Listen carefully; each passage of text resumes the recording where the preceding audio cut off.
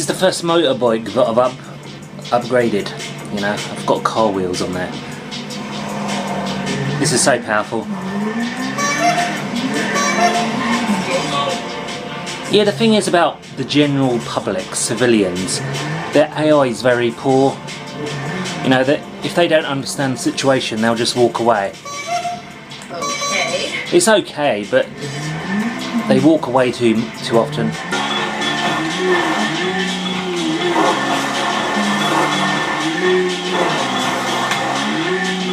Yeah.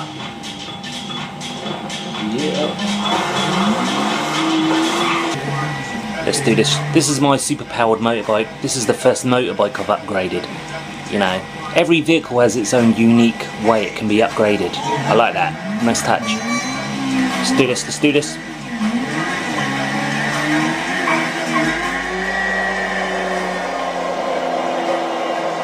I just did this jump. I hope it doesn't fail now. Yeah. That's quite an easy one. Not easy to find though.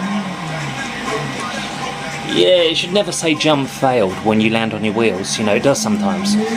Especially when you do something really awesome. And also the camera angles can zoom out too much. I'm doing my first somersault on a motorbike and it zoomed out so much you can barely see me. And I've got a massive screen.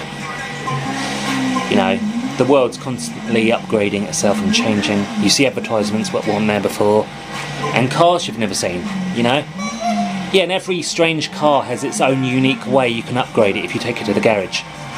For example, this motorbike. I've never done a motorbike, but you can do some cool things with them. You know, police chases are very important, aren't they, in a game like this? And they don't seem to have too good intelligence. They see through objects. They seem to appear from nowhere, which is lame. A bit boring. It's a good game, don't get me wrong, it's very impressive. You expect that, don't you, really? You can upgrade your horns as well, by the way. You like that? I like it when you recognise a game, like you've been there loads of times in the virtual world, like New York and Miami. I've recognised them from computer games. Yeah, I really like that. Never been there in real life.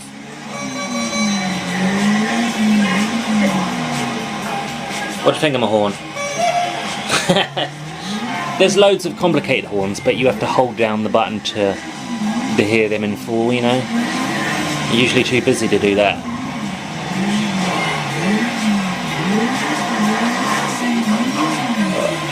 Just jumped a tree. I've jumped everything. I've jumped planes in the airport. It's quite easy to do a somersault on a high-powered motorbike like this.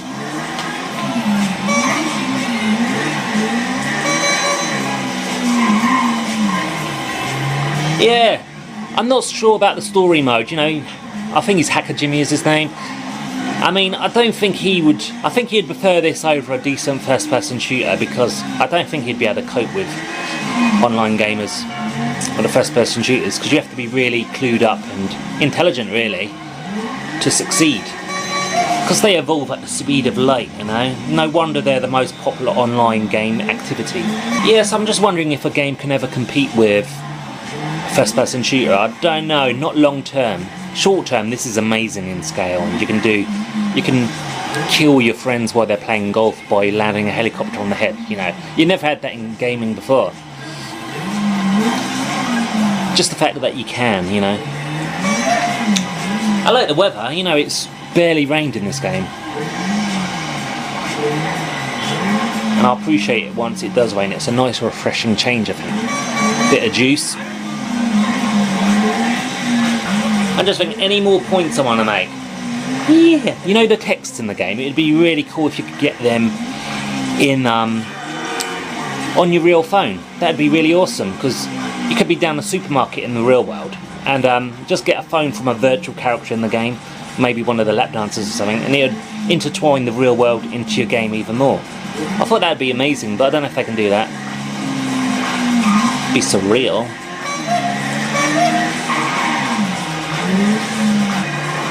All in all, this is a really good game. I like the graphical style. It's quite fast and snappy, feels real. but it's not as boring as real life physics, but they've still got that quality, you know, that makes you want to play it, believe it while you're playing, but also appreciate that you can do anything, loads of things that you wouldn't be able to do in real life. That's the way you want it. It's a nice balance between that sort of reality and fun world.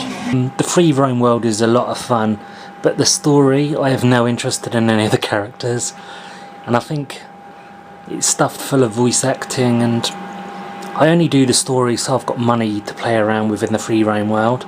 I guess if you're not online, I wouldn't bother with this really, I would say, to be honest. But for online gameplay, it's quite groundbreaking, I hear. Yeah, the driving experience is pretty good. It's just that if you upgrade a small car, you don't really feel the acceleration like you would hope.